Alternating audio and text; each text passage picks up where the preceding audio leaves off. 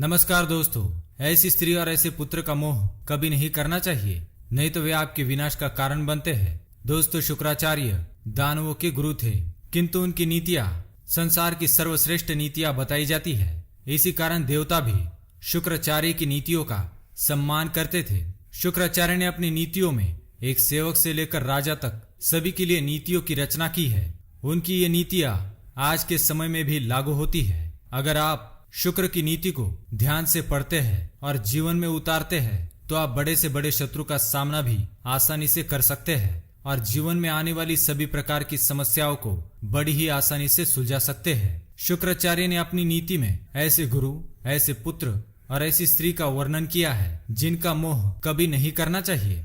मनुष्य का मन चंचल होता है, जिस प्रकार लक्ष्मी चंचल है, वह एक स्थान पर नहीं रुकती, उसी प्रकार मनुष्य का मन भी एक स्थान पर नहीं रुकता, वह इधर उधर भटकता रहता है। साथ ही मनुष्य में यह दोष होता है कि उसे तुरंत किसी व्यक्ति या वस्तु का मोह हो जाता है। वह उस प्रिय वस्तु के मोहजाल में इस तरह फंस जाता है कि बाहर आना मुश्किल हो जाता है। मनुष्य को चाहिए कि वह यथाशक्ति कार्य करे, नाशवान वस्तु के विषय में शोक ना करे और दुर्लभ वस्तु को पाने की कामना ना करे।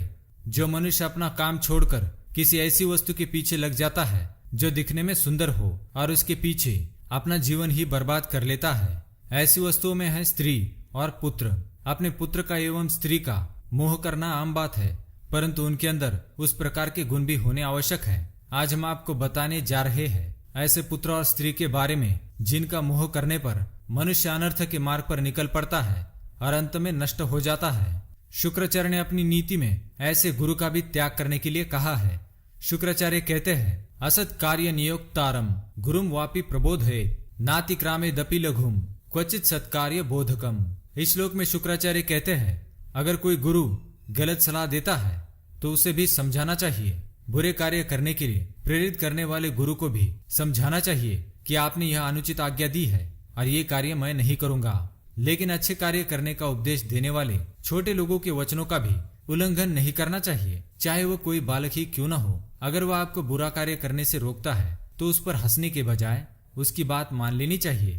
शुक्राचार्य अपने श्लोक में कहते हैं, कृत्वा स्वतंत्राम तरुणीम स्त्रियम गच्छेन वै क्वचित स्त्रियो मूल मनर्थस्य तरुण्यः किम परे सह न प्रमादेन मद द्रवयेर्न विमुह्य कुसंततो।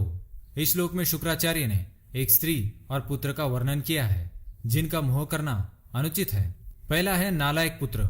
शुक्राचार्य के अनुसार हर पिता को अपने पुत्र का मोह तो होता ही है, परंतु पिता को यह बात ध्यान में रखनी चाहिए कि अगर पुत्र नालायक हो तो उसका मोह अनर्थ की ओर ले जाता है। पिता यही कामना करते हैं कि उनके पुत्र को कभी न कभी अक्ल आ जाएगी, लेकिन नालायक पुत्र कुल को कलंकित करने वाला होता है। शादी होने के बाद ऐसा पुत्र माता पिता को विष खिलाकर मार देता है, अर्थात वो माता पिता की सेवा नहीं करता। ऐसे पुत्र का मोह त्याग कर अपने जीवन के भले के लिए प्रयत्न करना चाहिए।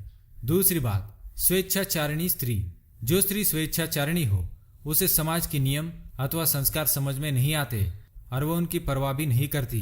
वह स्वयं को ही सही ठहरा कर मान मर्यादा भूल जाती है। ऐसी स्त्री समाज में परिवार को कलंकित तो करती ही है, साथ ही वह अपनी इच्छा से कई पुरुषों से संबंध बनाती है।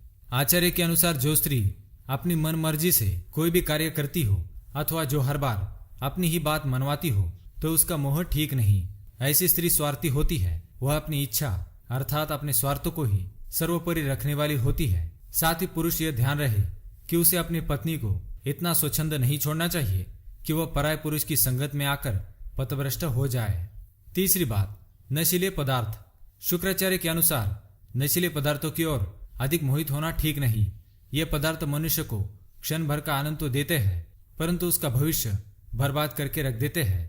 इसलिए नशीले पदार्थों का सेवन करके अपना नियंत्रण नहीं खोना चाहिए। ऐसा करने पर व्यक्ति के हाथ से कोई अनर्थ घट सकता है। तो दोस्तों, ये थी वो 3 चीजें जिनका अधिक मोह ठीक नहीं। शुक्राचार्य की इस नीति पर आपके क्या विचार है, कमेंट करके जरूर बताएं। साथ ही वीडियो पसंद आए तो लाइक करें। धन्यवाद।